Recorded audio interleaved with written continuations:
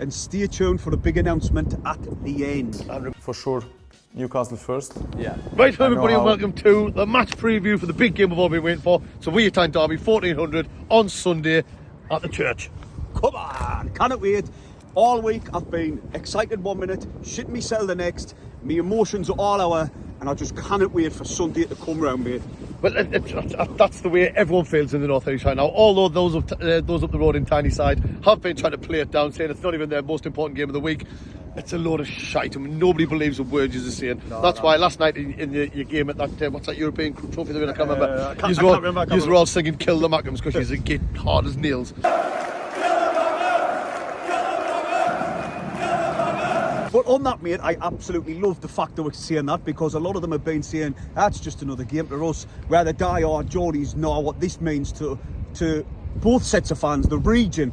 You know, nothing beats this Weir Town Derby, hands down, in this country. It's like all week, like it has been in every derby game that I've experienced. The previous week, building up to it. 1 minute I'm excited, the next minute I'm nervous, the next minute I'm terrified, then I cannot wait, and my legs are shaking, my legs are going, I'm not sleeping properly, and it's what it means to everyone in the North East. It's how much it means. And like I say, like, it goes to show as well, like when we played them Smoggies, we forgot we were playing these until the morning of the game. You know what I mean? That's the difference between an actual derby and what you like to call a derby. Well, before we go on with the rest of the video, do us a massive favour, hit the thumbs up and subscribe if you're brand new to the channel, and stay tuned for the big announcement at the end. And remember, the video is brought to you by Tyne & Weir Garden Stores. Now then, Stephen, obviously we'll just quickly touch upon the Man City game. For me personally, I just thought Man City's quality short, and then just a worldy strike. You know, it took a deflection off Ballard and went in. But my main point out of that is the fact that Siddiqui and Granit Xhaka didn't get a yellow card. Personally, I think we didn't. I personally didn't think we played that bad. Just Man City's quality shone through. And they had some individual players. That Cherky, for example, he had Hume's life. And there are loads of people who get saying, "Oh, Hume's shite." No, Cherky was that good. He was. He was absolutely phenomenal. The way he was playing football on Saturday against us was disgusting. It really was. That's what you pay money for, didn't it? To see them types of players. The trickery, the reborn him, and I was like, oh my god, fair play. You know what I mean? Exactly. But like I said, the main takeaway was, well, I mean, there was a lot of us worried about Siddiqui and Xhaka for the last 3 games. We were saying, get a tactical yellow, get a tactical. They didn't, and credit to them. That means they've been self-disciplined within themselves to not get a yellow card. And then Reggie realised that the game was gone when they went 3-0, and he was like, right, away, off. Which all of us, I think I was sitting in my sitting room because I was ill. And I heard across the whole of Sunderland was, thank God for that. Thank God for that. Get in. I was absolutely buzzing. But obviously, more important things, the Weir Town Derby on a Sunday. This means so much to the region. The North East are football and mad, live, breathe, everything football. So the importance of this is massive, absolutely massive. It really is. And I mean, obviously, we're coming up against Newcastle, and as much as it pains us all to see it, they are a very good team. They have very good players, and they've got strength and depth. Yes, they have got players who are injured, like Kieran Trippier, Sven Botman. Joe Linton's going to face a late assessment after coming off injured last night. Pope is injured, but he might be back. Hopefully he is, and hopefully he starts, because I think Ramsdale's better. So I'd rather have Pope in goal. But look, they've got a formidable midfield with that Bruno guy and Tonali, who loves a bet, and Joe Linton if he plays, you know what I mean. And the midfield's renowned for being tough battling and good players, to be fair. Like, and obviously they've got that skinny crowd get up front, he's done all right for them since he started. He has, like, to be fair. But he's also a bit of a diving little sissy as well. Like, that definitely was a penalty. Was it? He fell out and out. Anyway. But the worst thing is, VR looked at it and they still said it was. I don't know how many times I watched it. He never touched them. But anyway, they've got the two Livramento and Lewis Hall, cracking full-backs who like to get forward. Harvey Barnes seems to be scoring loads at the minute, and we know what Claire Gordon. Wow.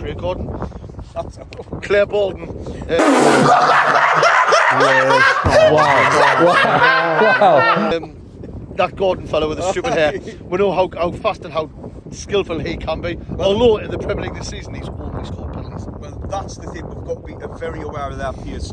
Now, from set pieces, they're really good. That Chow, unbelievable centre half. He scored 2 goals the other day. I think it was against Brighton. I'm not sure. They lost the game eventually, but we've got to be very wary of their pace and height from set pieces as well. We know Dan Burn is a threat on set pieces. You're telling me.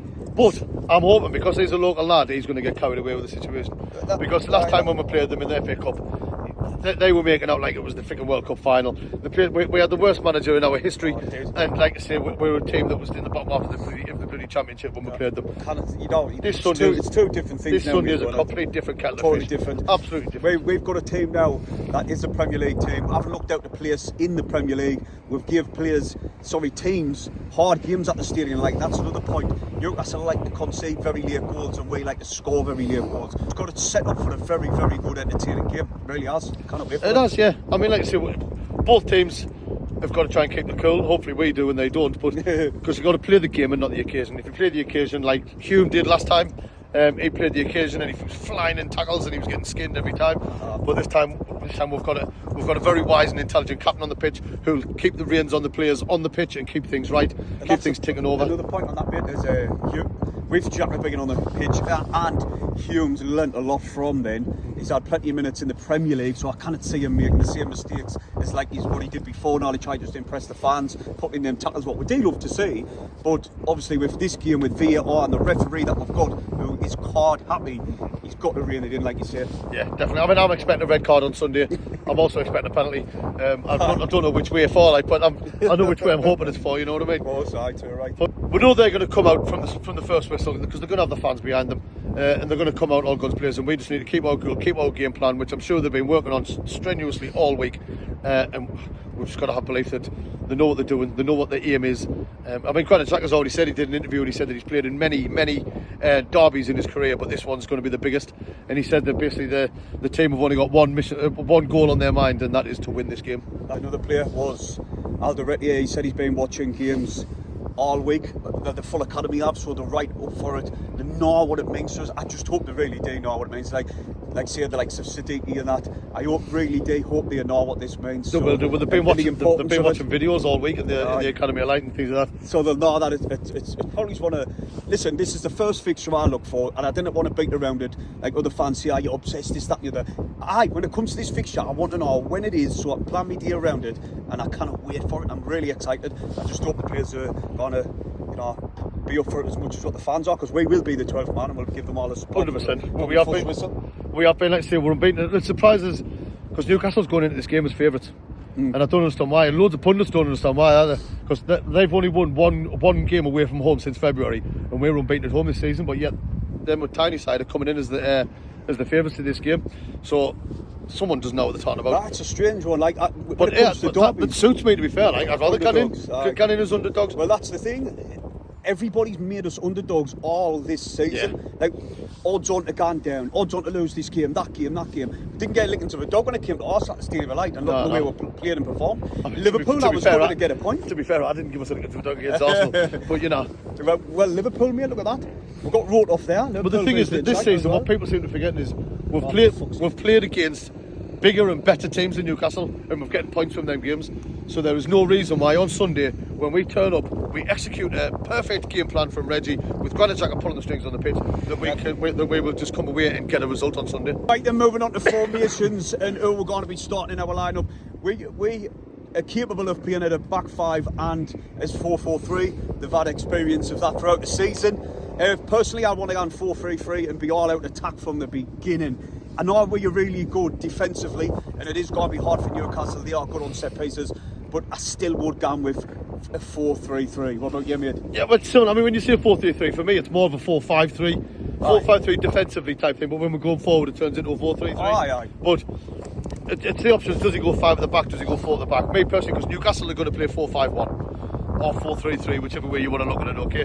They're three midfielders, especially if Joe Linton's playing, is Bruno, Joe Linton and Tonali.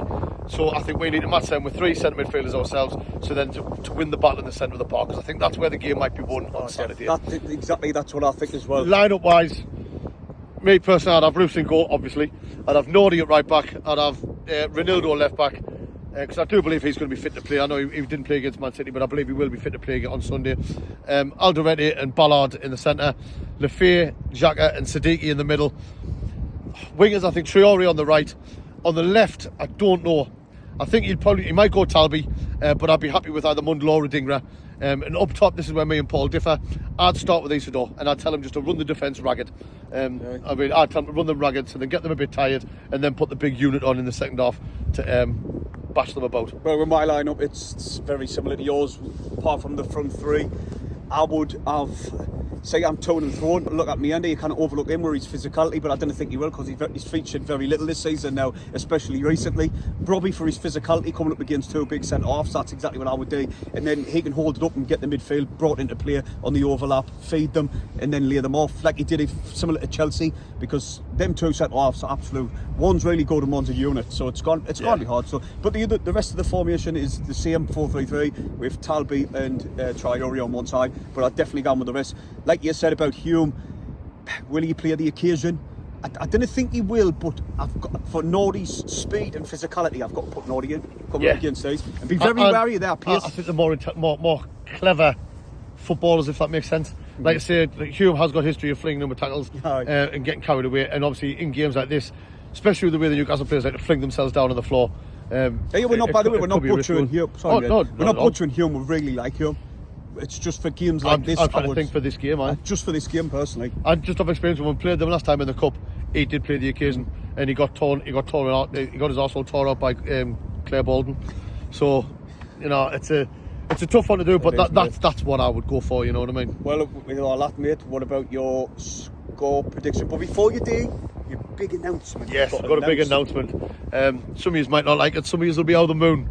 But after Sunday's game against obviously the barcodes, I'm going to be hanging up my microphone.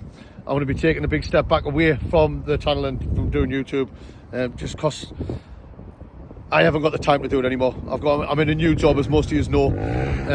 I'm doing so many hours a week. How many hours? But last week, for example, I did 74 hours, and I'm absolutely shattered. I still play football. My young'un plays football, and I haven't got the time to do it. And I'm not giving the channel what it needs, and I need time for myself and my family. So it has been a tough decision. I've spoken about it with Paul. I've spoken about it with my missus and all that. But yes, after Sunday, I will be hanging up the microphone. So Paul will be taking applications to fulfil the big space. Somebody else to try and break chairs for once. But yeah, that's it. So on Sunday, me and Paul will be out the town early. If you see us, you want to get on, come along. We'll interview you. We'll get you on, get your score predictions, get your thoughts on the game. Yep. And score predictions, mate. Before you go, well, it's important. I was caught between two because my head saying it's going to be a draw. My head saying it's going to be a score draw. But my heart says different, and my heart's louder than my head. So as it's my last one, I'm going Sunderland 3-1. Well, I'm very. That would be a really good way to sign off. By the way, imagine that you finally get the 3-1 up. No. Now, I'm very similar to you. I want to see a 2-2, but I'm not going to. I never would. I'm going to see a 2-1. I think we'll score. They'll score first, we'll score with a stroke half time, then we'll get a very, very late winner in the 93rd minute. As long as it's a winner, I'm not bothered. But even if it's not, you've got to bear in mind that they keep on living off the hype when they beat Michael Beale's Sunderland team in the FA Cup. You know, when they brought the tea lady and all the friggin' ball boys on the pitch and had a team photo and all that. Jesus, and they're still pulling the Chucky's hour in Tyneside, you know what I mean? But in the Premier League, I might have been a long time ago, but we're unbeaten in the last 9 derbies in the Premier League. 6-0. I had the 6-0 in the middle of them nine games, and this Sunday we're going to make it 10 unbeaten in the Premier League. Can't wait, mate. Well, that's about it then. It is indeed. Hit the thumbs up. Subscribe to Paul if you're new. How are the lads?